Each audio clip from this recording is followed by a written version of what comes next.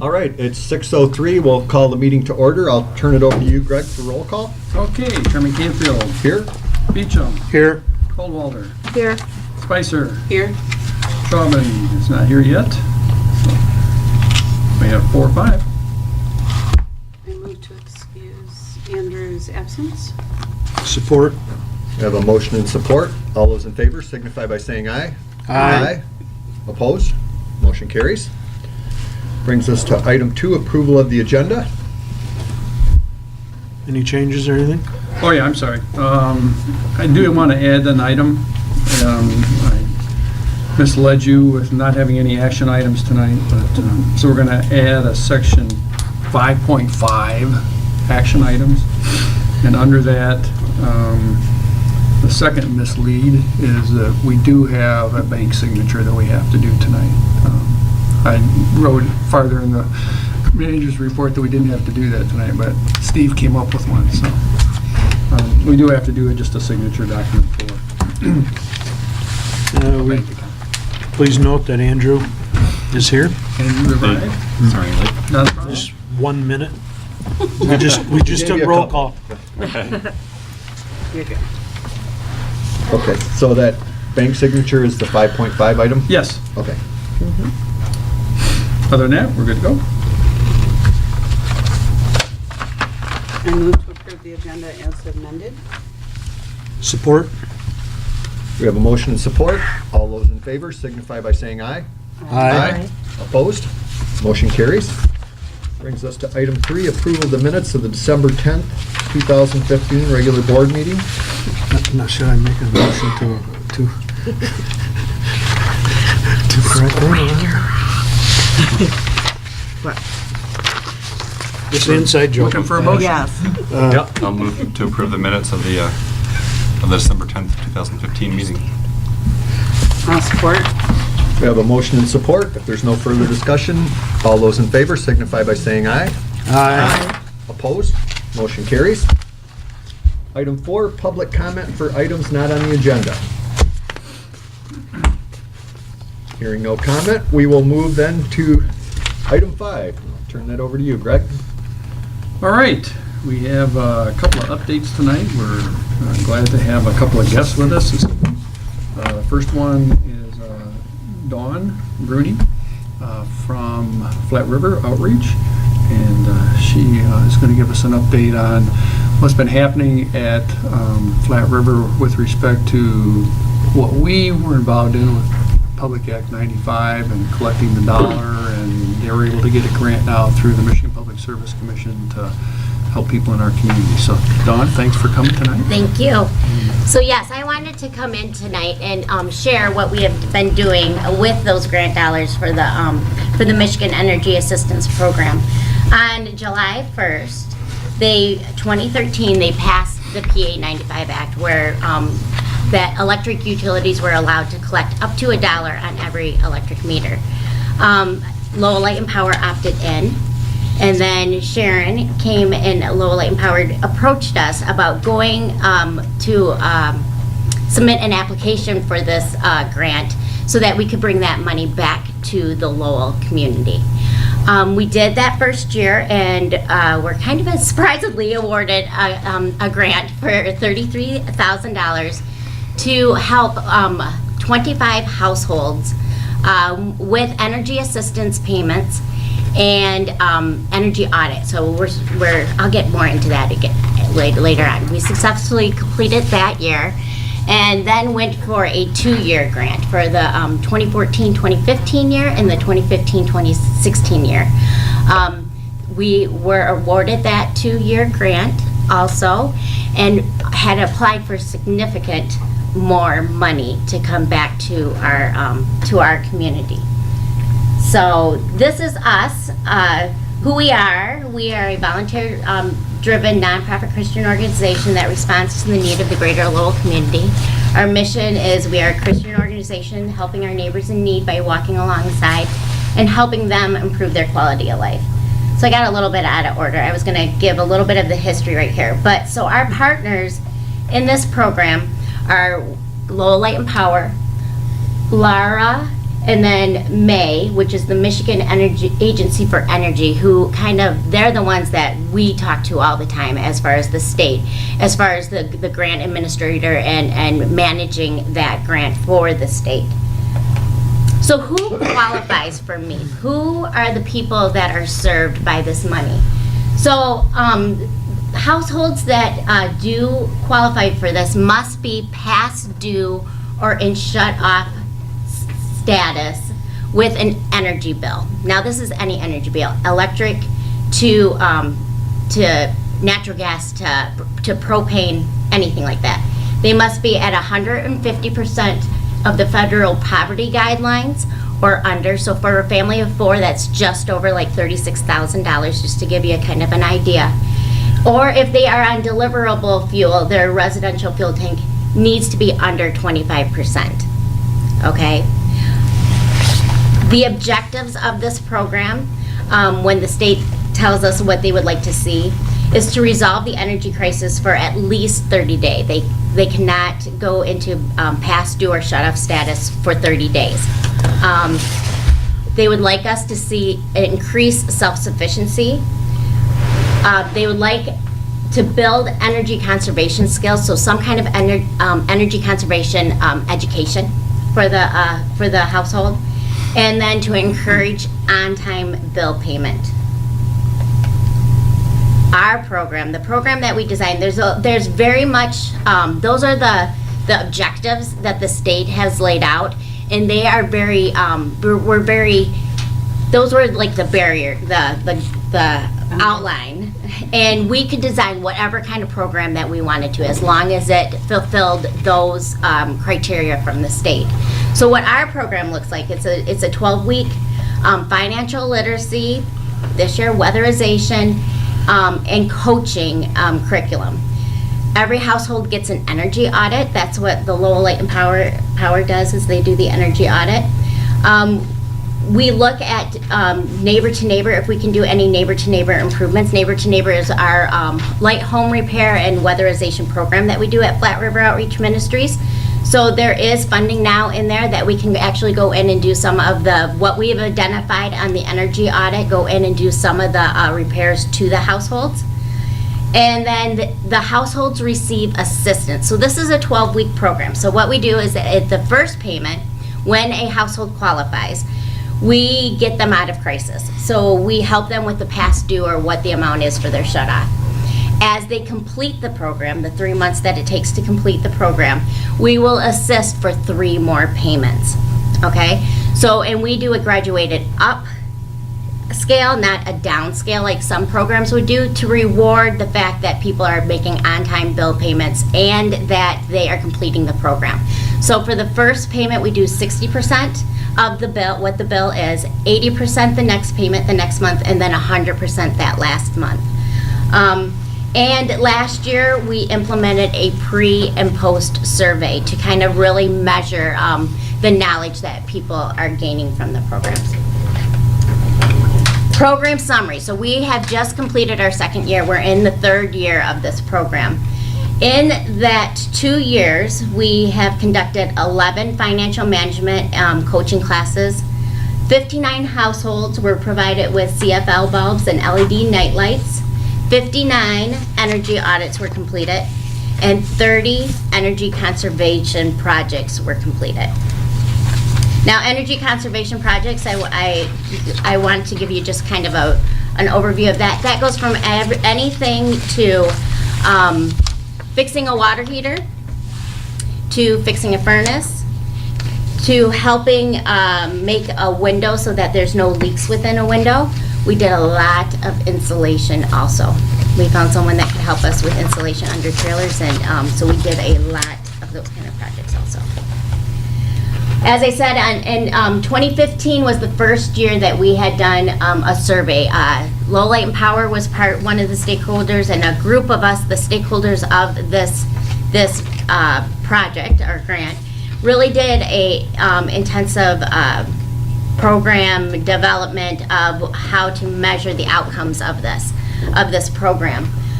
We did a pre and post test that measured 3 things: energy conservation knowledge, financial management confidence, and financial literacy, actual financial literacy skills. You will see that there is improvement in everything but energy conservation, and I just want to touch on that a bit. Last year was the first time that we gave any time to the education of what energy conservation is, and we only allowed an hour. So for that whole 12 weeks, we allowed for an hour. This tells us that an hour is not enough, okay? This tells us, we've looked at the questions. The questions are still very, very good. There's only one that's kind of subjective, but it's still nice to know where the participant is. But they ask, I have the survey with us. They ask, what is energy conservation? What lighting consumes the least amount of energy? What appliance consumes the most energy when running? And how often should you change your furnace filter during the winter? And then the last one, which is very subjective, if you could change anything in your home to save energy, what would you change? So that is dependent on the participant. So from this, we realized that we needed to do something. That part of the grant, we needed to up what we were doing on that energy conservation knowledge. So what does the 2016 MEEP program look like? We have proposed to help 50 households. It's a little bit different this year because we've had that mild winter, so that's affecting all the grantees, just so you know. We have a new financial management curriculum. We took the old curriculum that we had and merged it with an MSU extension curriculum. So we have 4 financial management classes this year, and we have 2 classes, 4 hours dedicated to energy conservation. Okay, so we go over everything from changing that furnace filters to what kind of light bulbs you should be using and stuff like that. And we also have implemented employment services for people that might need to move from that, because the main objectives is really to move people beyond that 150% poverty level. So let's help them get a job that they love or a better paying job. So what is the real outcome? What do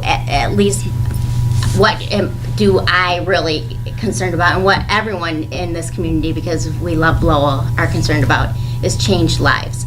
Okay, so this is just one family. This is Sarah and her family that went through the MEEP program.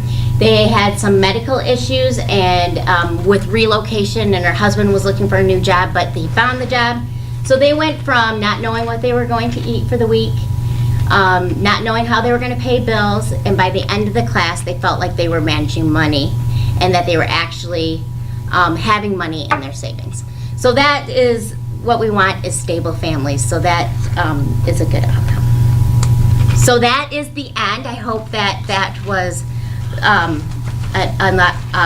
a good presentation. If you have any questions, I'm open for questions. And last of all, thank you for this partnership. Sharon has been great. She's out there doing energy audits. Big part of helping with that energy conservation classes and educating the people. And it's just been wonderful to know that we have that partnership in this community. So thank you. Any questions? I just want to touch on a couple of things. So because I can't, the first year, didn't we opt out of it the first we opted in? Because we were looking at whether opting out. So what did we, and I think we were pleasantly surprised, so what did we collect from our customers, which was $1 a meter? So 99 cents the first year, and so that was roughly $31 or so thousand. I think the grant was actually for a few thousand more. Oh, yeah, Right. absolutely. Yes. So us opting in, actually we received from the state more money than what our Yeah. customers sent in. Yes. And what was the amount of the next year you said? The next year was just over, because we went for 54, and then because it was a very hard winter, they let us opt in, reapply for additional funding, and so we got another, I don't remember, but it came out to over 92,000. This year, we got over $97,000 to help the community. I mean, because they're looking at consumers too. And we're putting in, 32,000. so, Yeah, so it's triple Yeah, this So year. it's been a huge It's- benefit. right, it's the right thing to do. It is. absolutely. And the other thing that I think you need to know is that the Front's done a real good job at developing this program and working through it, and they are considered, I may have mentioned this before, one of the state poster childs for a program like this. Absolutely. And, so that's been a fantastic thing as well. The Michigan Public Service Commission and Laura are promoting the program and trying to get other communities to recognize the value in it, and they've done a really good job. So both kudos to Dawn and Sharon and the activities that they've provided through this program. Can I just clarify one thing? You said you've had 11 classes, that's cohorts, right? 11 different groups go through? Oh, yeah, 11 different I just wanted groups. to make sure that. Yep, 6. So the first year we had 5, last year we had 6. They go from anywhere, well, the first year we had 24 participants that finished it. Last year we had 42 households, I should say households. And then this year we have proposed for 50. So, we're trying to hit, and another thing that I want to also share with you guys, because I think that goes for the success of the program. To date, okay, so we're on our 3rd year, we cannot turn anyone away that applies for this program. If they fit the guidelines, we cannot turn them away. But we've only had 3 participants come back.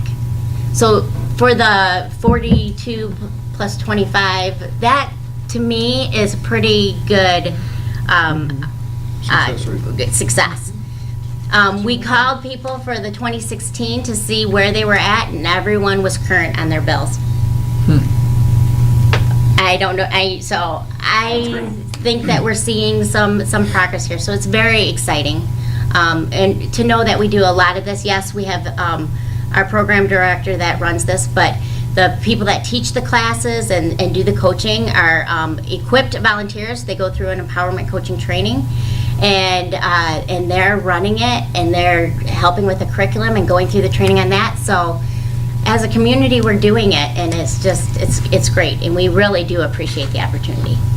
And just one other thing, so it's clear, everything from Lowell Light and Power standpoint is a donated service or activity. Okay, we don't get anything out of this at all. Sharon's time, the light bulbs, the energy audits that Sharon participates in, that's all donated by Lowell Light and Power. Great teamwork, very exciting. Thank you very much, Don. Yeah, thank you so much. I appreciate the opportunity. All right. Moving on then. Second. Tough act to follow. Yeah, I know. Do you have any extra money left?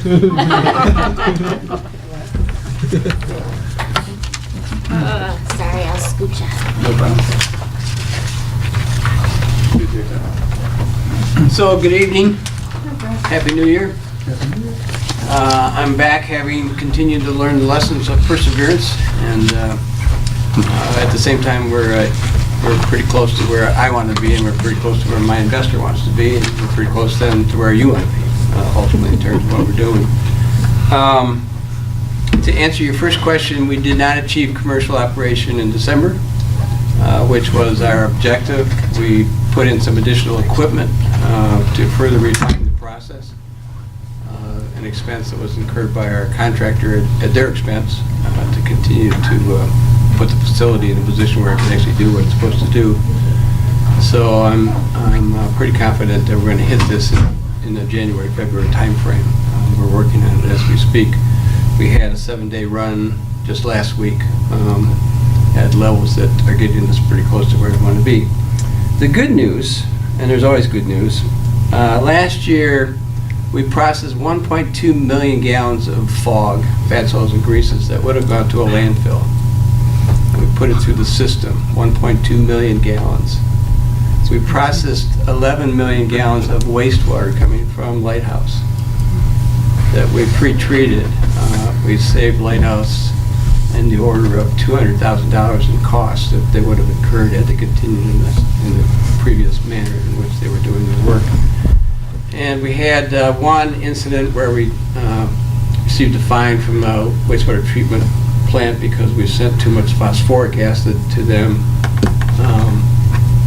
The action that we took was we started with too much as opposed to too little, and we should have started with less and worked our way up as we were dealing with the treatment issue. But not a good decision by the operator, but one that we quickly fixed and dealt with in a way that was, I think, very responsive in terms of what Mark Munn and Mark Howard were looking for. But we went the full year, basically meeting all the requirements that Lighthouse had for what they were looking for. And so I feel really good about that. We hauled around about almost 2,000 tons of manure. I don't think we spilled any on the streets of Lowell coming to and fro. That's about half of the manure that we thought we were going to use when we first designed the system. We thought originally we were going to be about 4,000 tons of manure per year. My objective always was to get that down, and we're less than 2,000 tons, and I think that's where we're going to probably stay. What that does, though, is it results in much fewer numbers of trips.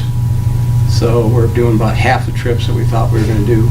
So in terms of truck traffic, at least from that perspective, we're half of where we thought we would be. And so, again, I think that's a good thing.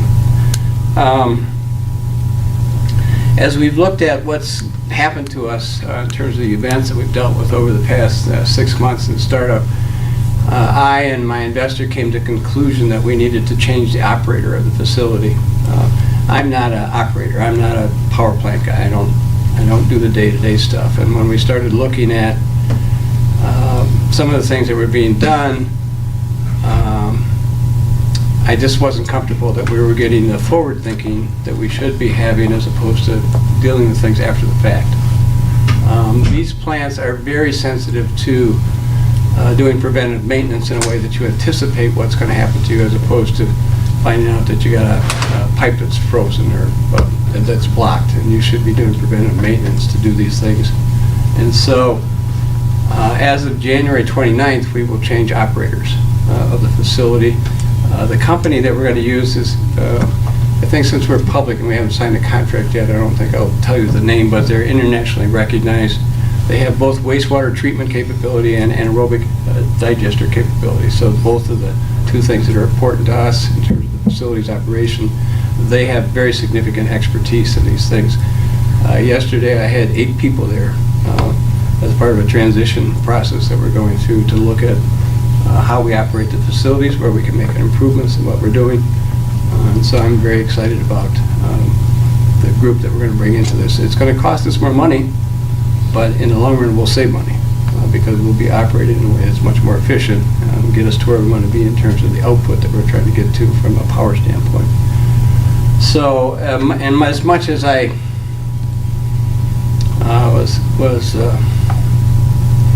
the right words, as much as the current operator that we have was trying to do the right job, they just don't have the tools necessary to get us to where we think we need to be. And so it's one of those things that, you never like to do it, but at some point you got to say, do we keep doing what we're doing, or do we change what we're doing in a way to get better performance? And so I'm all about performance ultimately, and so it's the right thing to do. We've done a lot of vetting on the company. I tried to get this company before when we first started this, but they weren't interested in being in this niche. And it's like companies do, they've changed their strategies and they now see this as a good place for them to play. So the timing for us is better than it was 2 years ago when we first started this process.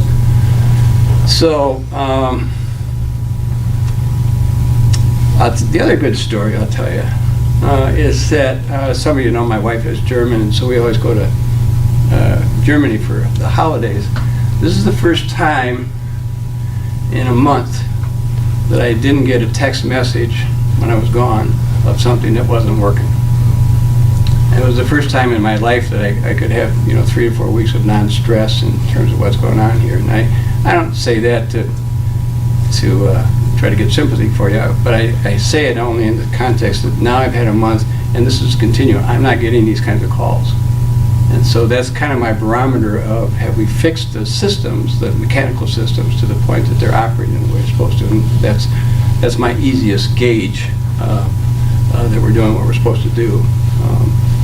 We put in a new pipe, I told you, thing for the fog, so we moved fog separately. We put in a big tank now to handle the fats, oils, and greases that we get to take some of the water out of it and pre-treat it, and that's what's going to help us get additional performance, and we've got that kind of tuned in now. So, and we were tuning bugs the other day as part of the process from the wastewater side. So I'm looking forward to 2016, to getting us to where we need to. When we officially make the switch on the contractor, then obviously Greg will know, and Greg and I have talked about this 3 or 4 weeks ago before we started to come to this conclusion. And we will do cross-training and interfaces as we need to with Lowell Light and Power employees. We've continued to just be great resources for us in terms of the work that we're doing. But we'll try to make sure there's a smooth transition from a training standpoint. And so you'll start to see, and you might hear rumors of people that will be on the site over the next couple of weeks, because we will start to bring more and more people on site as we go through the training transition process. The current operator has been instructed not to talk about this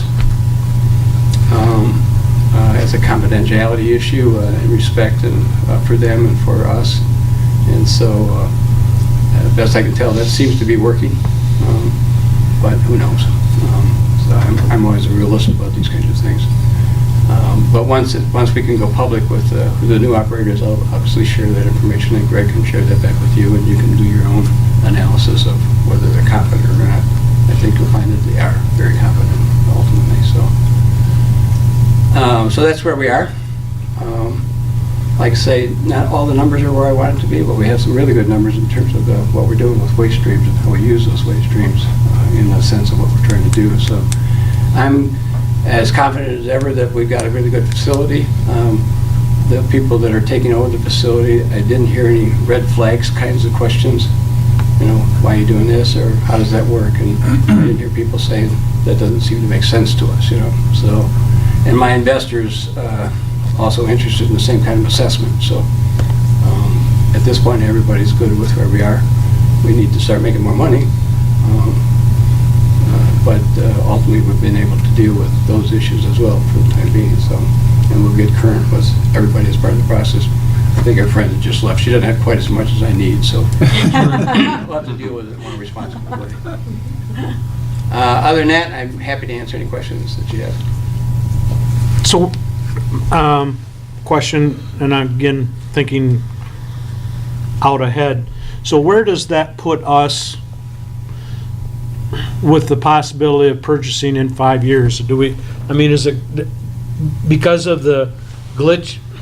Where's that 5-year time frame come in? Does it come in from back where we originally signed? Is it once you reach 100%? Is it 5 years from that date, or are we still talking about that? Or I mean, what's the contract? Greg, correct me if I'm wrong, says that the 5-year period starts from what is defined as the commercial operation date. okay? So, so that clock hasn't started ticking yet. If that's your question. Yep.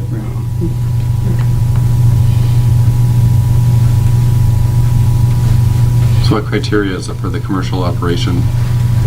30 days or 97% operational capability over a 30-day period at 800 kW. Okay. That's the triggering.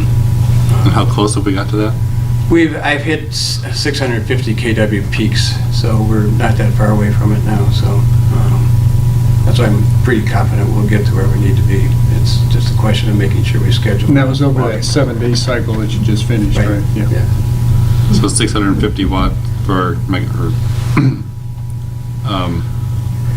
for the whole 7 days, you mean, or at peak? No, it varies, you know, because of gas, what's happening in the system, the gas level is based on what kind of material is being put in. So it'll vary from 400 to 650 over that 7-day period, you know.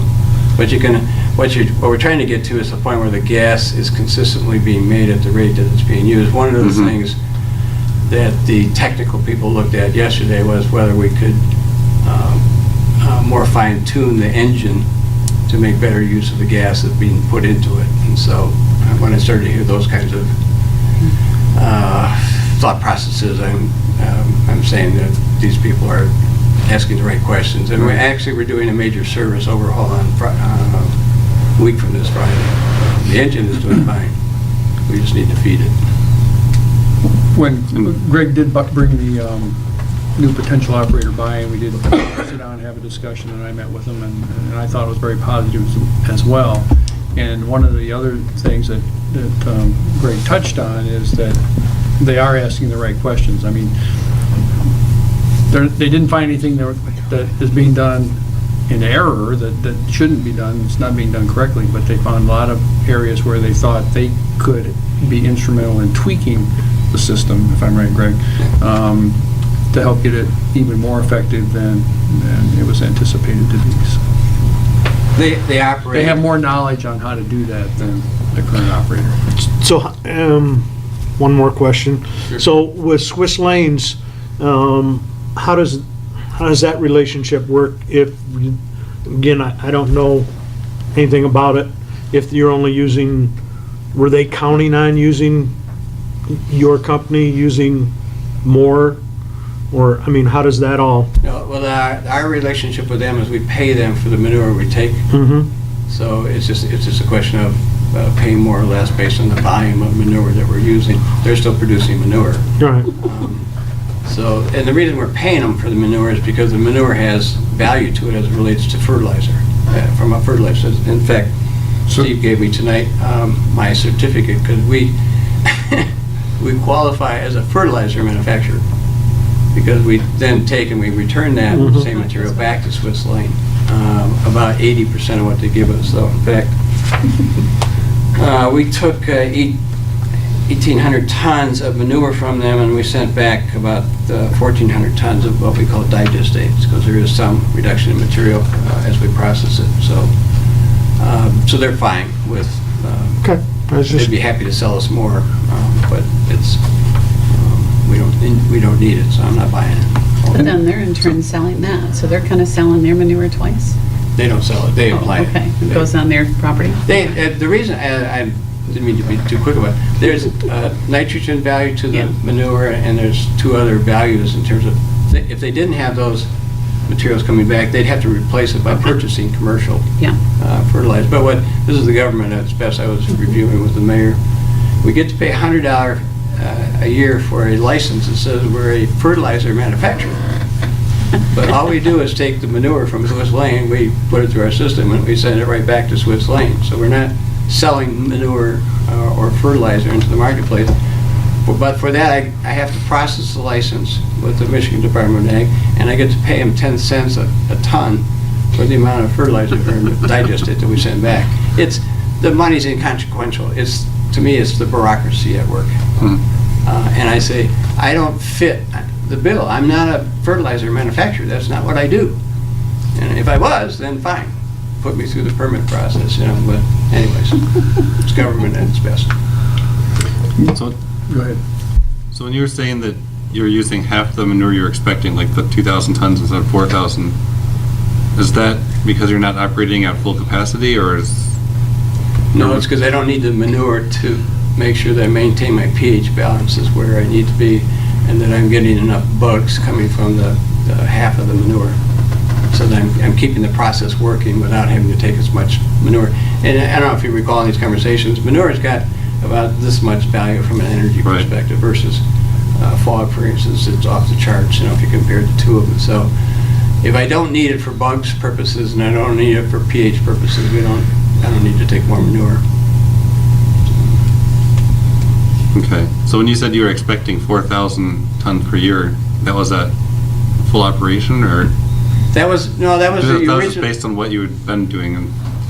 The 4,000 was the original design estimates, and as we fine-tuned it, we don't need it at that level. So, Okay. what I need is fog, fats, oils, and greases. So Without water. that's what we need, and we got a lot of that. So. Okay. Good. Any other questions? Good. Okay. Thank you, sir. Thank you very much. Thank you. Thanks for the update. Well, I'll continue to come back, so if you'll have me. We're counting on it. Yeah. You too. Thanks, Greg. All right, moving on to item 5.5, action items. Steve informed me just the other day that we are changing one of our bond accounts to a different account, a different type of account that is now available to us. And just because we're changing that money from one account to another account, that new account needs to be able to have the signatures on it that we had before. So that's why there is something that we need to do tonight with respect to signature document. And so, Steve, if you have anything else to add, but basically, it's the same people. I think we're taking Andy Johnston off. It was that old. For some reason he was on here. Right. Basically, this account was a checking account, and it had enough money to satisfy requirements, so we weren't charged any fees. We have another checking account with them now that meets the requirements, so we don't have any fees, so we're moving this to just a money market savings account, so we can at least get some interest on this account. By changing the account type, we just need signatures again. So that's just what we're bringing to you tonight. And on our other bank accounts, we have Greg, Perry, Tamla, Tom, myself, and Greg. We would just be proposing to have those same people be the signers on this account, but we only make 2 wire transfers for our bond payments out of this account every year, so we don't anticipate we'll actually need any signers in the future. So there's just a overview. So we'd be looking for a motion to accept the current signature. Yeah, so I guess I'll move to have the current signature people There you go. apply to the new account as you explained. So. Okay, and I support. We have a motion and support. If there's no further discussion, all those in favor signify by saying aye. Aye. Opposed? Motion carries. Very good. Then on to informational items. You have the performance data in your packet. And for the month of December, that's now halfway through the year, through the fiscal year. And it was a milder December than we had last year. And I think we all appreciated that, but it did have an impact on total electric sales and some of the statistics that we keep track of.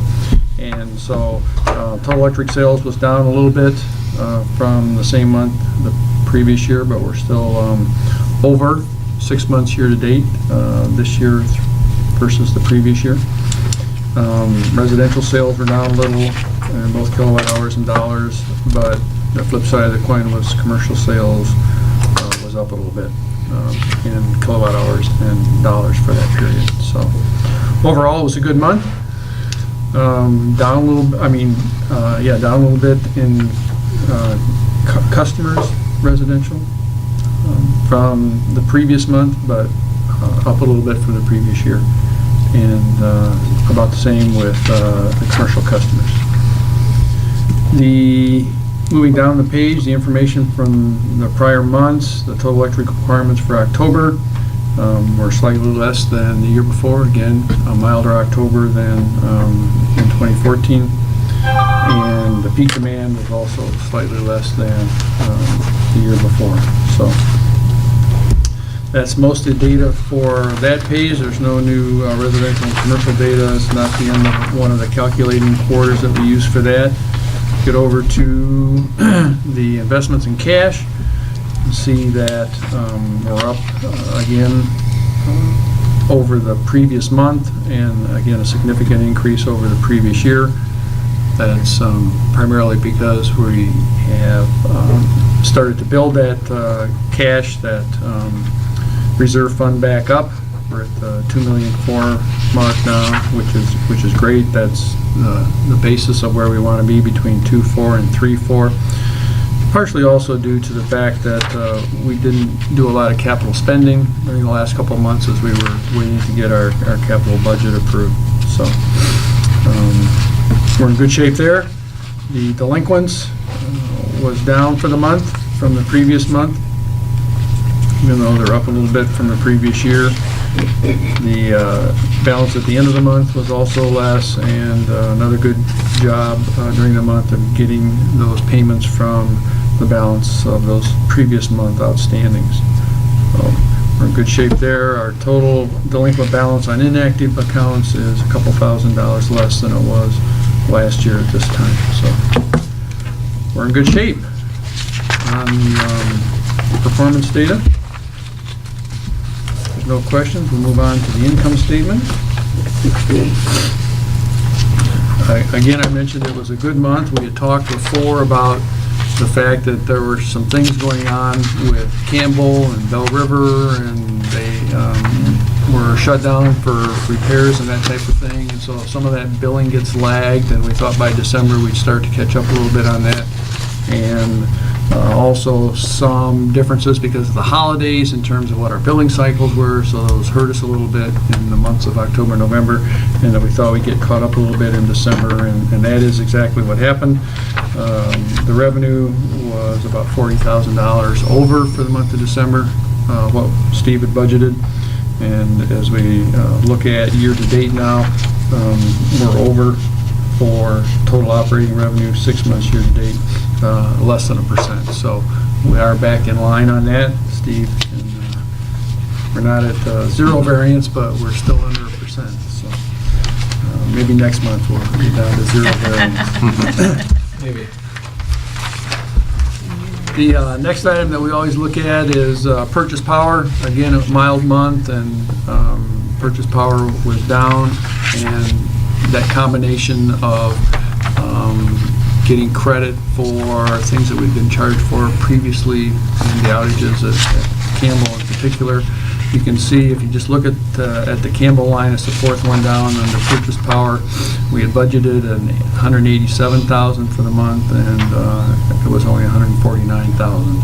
So there's about a $40,000 savings there, which is pretty much the savings that we had in total purchase power expense for the month.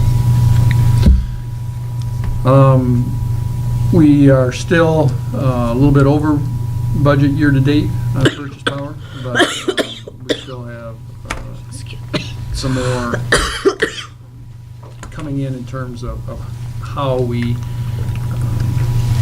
adjust for those changes that we had in Bell River and Campbell over those couple, 3 months. So we should be good as we move forward. The rest of the expenses, if you went down through them individually, from distribution on down to the end, almost all of them are within budget, and we ended up the month for our total operating expenses under by about that $40,000 that we saw in purchase power, so everything else was at budget or slightly under. And operating income for the month was, again, what we hoped for, what we thought might happen because of circumstances surrounding the other months. We had an operating income of $107,000, way over budget, but for the month, but it gets us back into where we thought we would be for 6 months year-to-date. Still a little under, but much better shape than we were at the end of November. And then down to the end of the income statement, we see basically the variance is the same $80,000 that we looked at before. The purchase power being under by 40 and the operating income being over by 40 gave us a benefit to the bottom line of about $80,000. And we had a net income for the month of 72 instead of the projected -7. So still, again, slightly under budget, 6 months year-to-date, but we did do a lot of catching up in December, and we're in good shape. Quick question, which Yep. nothing, doesn't really have anything to do so much with this, but Bell River, which is coal, correct? Yes, Yeah. And Campbell, which is coal, correct. what's the life I mean, you know, with the government currently shutting down Muskegon, coal, and, I mean, what's the life expectancy? I mean, what do we need to be looking ahead at? Well, consumers had made the commitment to do whatever environmental upgrades they needed to do to Campbell. And so that is a facility that they're predicting another 20 years of service out of, based on the upgrades that they've done. And so you might remember that our payments have gone beyond what was originally the end of our debt service to be able to help cover our portion of those environmental upgrades. So it's expecting another 20 years, at least maybe 25 out of that facility. Bell River could be the same. They haven't made that same commitment in terms of upgrades. They're still kind of waiting to see what happens with the most current legislation, which is the Clean Air Act that was passed, the revisions to that in the last year. And as they evaluate that, I guess the worst case scenario would be that they could make the decision to shut that down in the early 2020s, 2022, 2023, 2024, something like that. So we probably got another good 8 years on that for sure. And then depending on what they decide as an organization, what they want to do with that facility moving forward, they may or may not keep it open. But if they did, and did the upgrades that are similar to what they're doing at Campbell, then we could expect another 20 years out of that one as well. Are we invested in Bell River? Do we own portion Yes, of we that? own portion of the Bell River as well. Yeah. The scenario that they presented us is that if they shut down Bell River in the early 2020s, they would probably be moving forward in the near future to replace that facility on that site with combustion gas generation. So we would have the opportunity to buy into that as well. And do you foresee the combustion gas example of Bell River being able to operate cheaper than what we could out of our, I mean, I guess I'm looking at, again, looking down the road. Right. Do you foresee us, I mean, we have implemented the solar, and we're working on the Rolls Royce. Our thoughts were for peak, but do you see us at some point possibly using that as full generation for us? I'd say it's possible. It depends on what the overhead costs and the buy-in costs are to a large project. In theory, the larger the project, the better the cost per megawatt efficiencies. So again, I'm thinking if they end up building an 800 or 1,000 megawatt unit, the cost to run that proportionally is going to be a lot cheaper than what our smaller units would be. So it's more cost effective. But whether that, with all the Who other, knows? who knows when all the costs are said and done, whether that's true or not. And as we've talked before, one of the things that would help bring our costs down on these two combustion turbines is to add the second phase to make it a combined cycle turbine facility where we have the steam turbine generation. And so those are all things that we'd have to evaluate as we're moving forward, whether it's more cost effective to invest in a steam turbine to add to those two, that bring our costs down sufficiently where it makes more sense to do that than it would be to buy another piece of a larger facility. But generally speaking, the larger facilities have more efficient operating costs. That's why we bought into Bell River and Campbell to begin with. Okay, thank you. Anything else? All right, moving on then. We have the capital expense plan, not much different, again, than what we've seen for the last couple of months. We have had some capital expenses. We're well under budget at this point. We did, as soon as the capital expense plan was approved at City Council, go ahead and make those purchases that we had talked about with respect to the advanced meter system and the Rolls-Royce combustion turbine, so. Well, with the advanced, with the AMI, we really haven't made the purchase yet. Correct. We got the contract and sent it over to Dick Wen, Right. and then we would come back Money and hasn't have gone you out. guys Right, the sign money it. hasn't So- changed hands. Right. Just wanted to clarify. We've moved forward with the process, I'm sorry. Yes. Good. And so those expenses will be showing up as we move into the next couple of months. So. Next item is the outage summary. We had 4 outages in the month of December. And I think 3 of those were due to weather and trees primarily, and one was just a simple overhead equipment failure. We had a blown fuse, and the tree tore the bushings out of one transformer, and we took out some fuses at the river crossing and those types of things. So nothing out of the ordinary.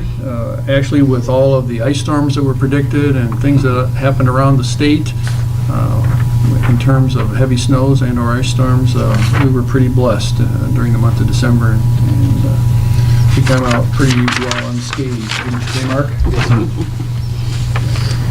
So, that was a good freezing rain tonight Yeah, yes. on the radio. All right, on to the manager's report then. Both MMEA and MPPA boards meet next week, this month, the 3rd week of the month, instead of their normal 2nd week of the month. There's 3 times a year that we do that because there's conflicts with APPA activities going on, and so allowing people.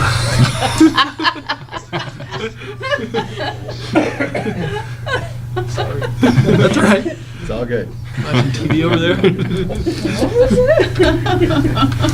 To allow people to take advantage of APA activities, MPPA and MMEA postpone their monthly meetings to the 3rd week of the month. And just a reminder that the APPA legislative rally is coming up March 7th through 9th. If anybody's interested in attending, they should contact Sharon or myself regarding that. We've had an update from Greg Northrup on the generation at the Biodigester, and we're obviously continuing to work on installation of the Rolls-Royce. We're hoping that the timing of when we ordered things isn't going to hurt us at all, that we're still pretty confident that we can get it up and running in 2016. We would hope to have it up and running by the end of August, and that way we can get capacity credit for it next year. So that would be an advantage. That's kind of a goal set to have it up and running by the end of August. One of the other things I thought we'd talk about here, I don't have it on the agenda under the report, but Greg had mentioned to me that he had a call from a customer, or a customer stopped by that was curious about some of the other transformers that may have been close to getting water up to them or in them during the flooding that we had a couple of years ago, and wondering what the status was on that. And so I just thought we'd talk a little bit about that tonight so that it was clear, and so anybody listening in the audience or on the YouTube could get that information as well. We have taken care of the east substation. That's been completely converted now, and so that's done and off the plate. There were a couple other ones, one over near Snyder Manor and another one over here behind Sneakers, where the water got within a foot or 2 maybe of a transformer. And so there's some confusion a little bit, I think, in terms of what it would really take to have water put that transformer out of commission. It's not necessarily that the water just get up to the base of the transformer, because if you think about it, a lot of those cablings are underground anyway, and so the cables and the conduit are already underwater, and those things are floating in water anyway. If that was going to impact them, something would happen long before the water got up to the transformer itself. So, Tom, if you just explain a little bit about what's on the inside of the transformer and what it would take to actually take a transformer out of commission, then I think we'll be more clear about what the potential obstacles are with those transformers. Okay, well, as Greg said, it's not at the base of the transformer where it sits on the ground. It's actually the bushings where the high voltage, which on that side of town is 2400, and then you have the secondary, which is 12240. The bushings are actually in the middle of the cabinet itself. So if the cabinet sits up 3 feet, it's right in the middle of that. So we measured the bushings for sneakers and to the ground, and it's 20 inches. Now, if the water in it did get to the curb at the bottom of the transformer, we had another 20 inches to go before it would even get to the bushings on there to do anything. Same thing with Snyder Manor. That turned out to be 23 inches, and I've got a picture of both of those if you want to just pass these along here and see. If that were to happen, to get that high, and I don't want to get into the east sub because it wasn't even close, the entire town of Lowell would be underwater if that were to get that high, another 24 inches in that transformer. People had talked about the one at the fairgrounds that feed the wastewater plant there, and it sits up on those big cement barriers. It was right about 6 inches below the top of the cement, and that transformer's got to be 5 feet tall. Those bushings are right in the middle of that too, so the water could go up inside that transformer before it even gets to those bushings. So, Right there. yeah, it's behind those bushes. Okay. Yeah. Was this at the peak of the flood that this was Yes, taken? yeah. Okay, so, So in most cases, we're at least 2 more feet before we get to any real issue. right, I think we're a foot from getting to the transformer looking Right. at this, so we're really 3 feet away from having a problem. Right, right. I think And even if- more than that, because Yeah. it has to fan out, before it gets to Right, I'm trying to be water. conservative here. Right. So if it did happen, this? Yeah, thank you. most of the town would be underwater with 3 more feet of water. And a place like Snyder Manor would be calling us saying, please turn the electricity off because we're flooded. And we Right, don't want the people. buildings. And the buildings themselves would be flooded. So I think we're in good shape. I don't think anything needs to be done. That's Tom's assessment as well. And it's And not that we engineers. wouldn't do anything if we thought we needed to, but just by all standards that we can recognize with respect to what might happen, it doesn't seem that it's something that we need to. Right, and Tom mentioned the engineers also looked at it. So, I'm in agreement with you, but what was the flood classified? Meaning, Like how many years? 1 in 100 years or 1 in 500 years? I mean, some citizens that raise questions,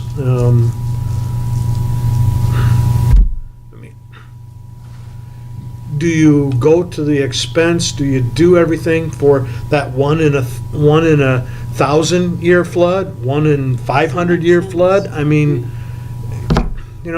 someplace there's a